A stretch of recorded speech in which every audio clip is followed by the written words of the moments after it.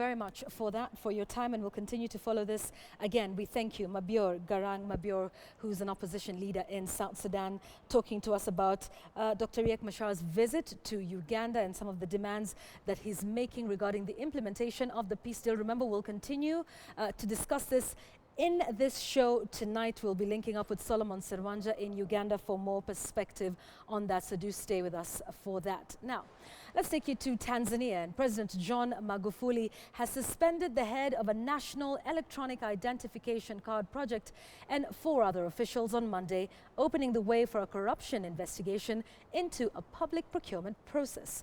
Magufuli, who took office late last year, has pledged to root out corruption and inefficiency in Tanzania. He has already sacked several senior officials, including the head of the government's anti-graft body, a senior rail official, and the head of the country's port authority. On Monday, the president said he had suspended the Director General of the National Identification Authority, Dickson Maimu, and other officials of the authority pending a graft investigation and an audit of the 179 billion Tanzanian shillings, an equivalent of 82 million US dollars, spent on the project. Tanzania is one of Africa's biggest per capita aid recipients, but payments have been repeatedly delayed because donors were concerned about corruption, poor governance, and the slow pace of reforms. To some politics now. Congo's Republic ruling party on Monday officially designated incumbent President Denis Sassou Nguesso as its candidate for a March election, bringing the veteran leader one step closer to extending his decades-long rule. Sassou Nguesso has ruled the oil-rich Congo for 31 of the past 36 years in 2 separate stretches. He is widely expected to win a comfortable victory in the polls, having secured the right to seek a 3rd consecutive term in a constitutional referendum last year. To back his candidacy, generally viewed as little more than a formality, was taken by members of the Central Committee of Sassou Nguesso's Congolese Party of Labour, PCT. The party Secretary General Pierre Ngolo said in a statement that, "Dear comrades, by totally trusting in Comrade President Denis Sassou Nguesso, we have made the right choice, the best choice."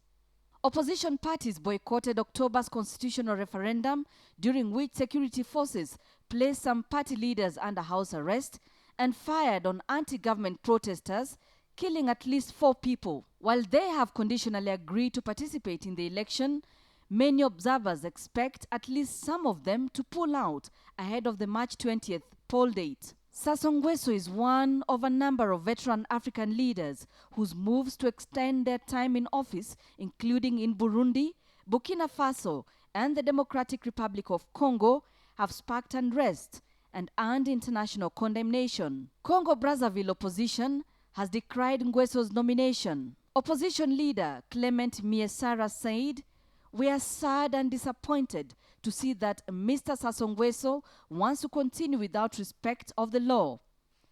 He goes into this election without any legitimacy. His message is clear.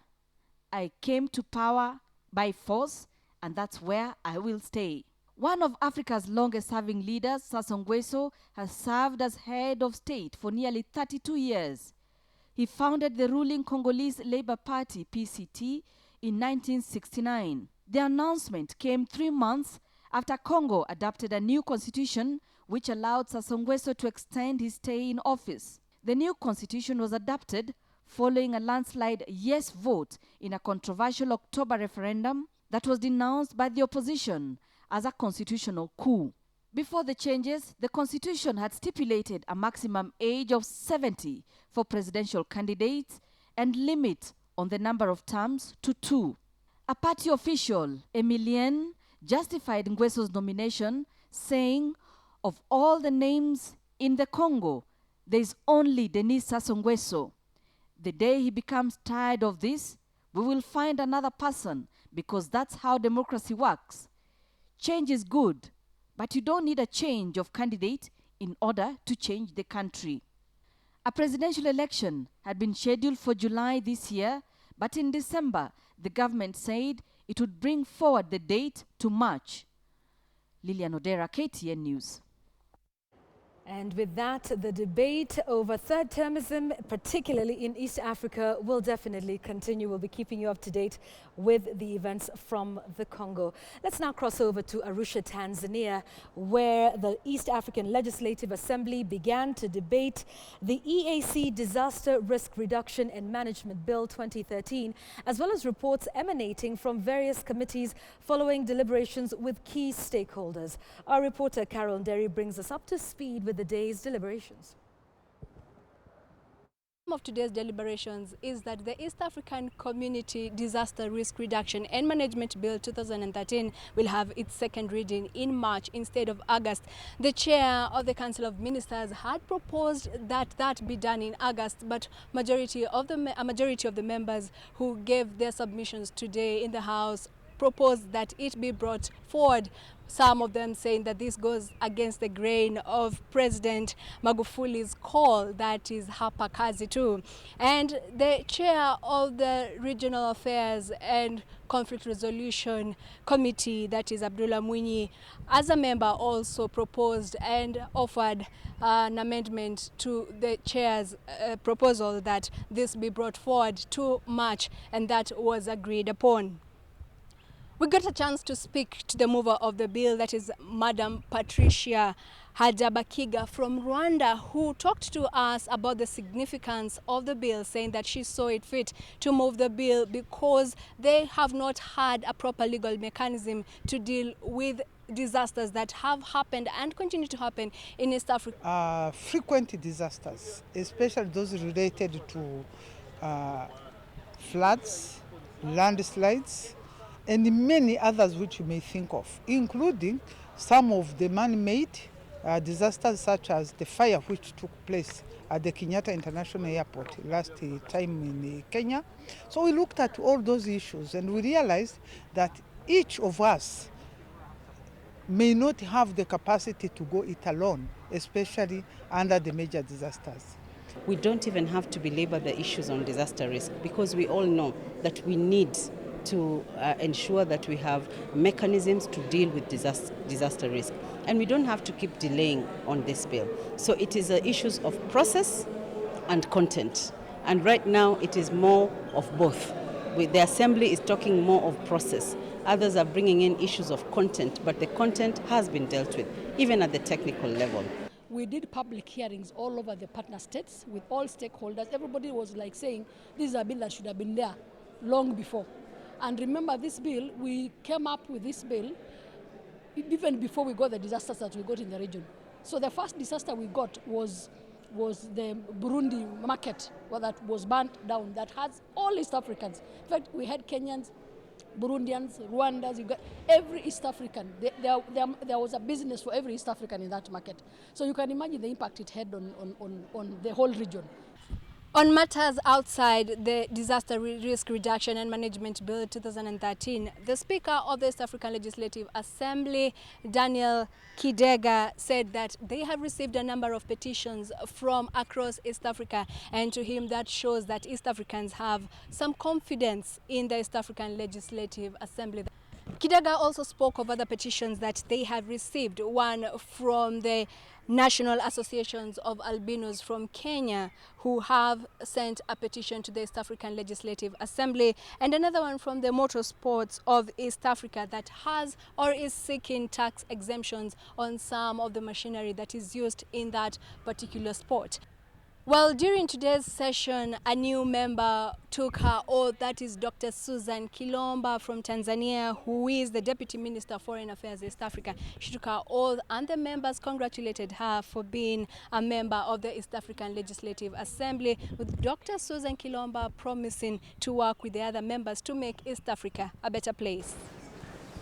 Now, during submissions that were issued by representatives from Burundi, there are allegations that were made by some of them that their neighbor, that is Rwanda, some officials might have contributed to the chaos that are being experienced or seen in Burundi at the moment, with them saying that the East African community as well as other organs should look into the matter, that is the strife between those two neighboring countries, that is Burundi and Rwanda. And the minister from Burundi in charge of the East African community, Leontine Nzeyimana, said that it was a grave issue that Rwanda was being mentioned in the Burundi chaos.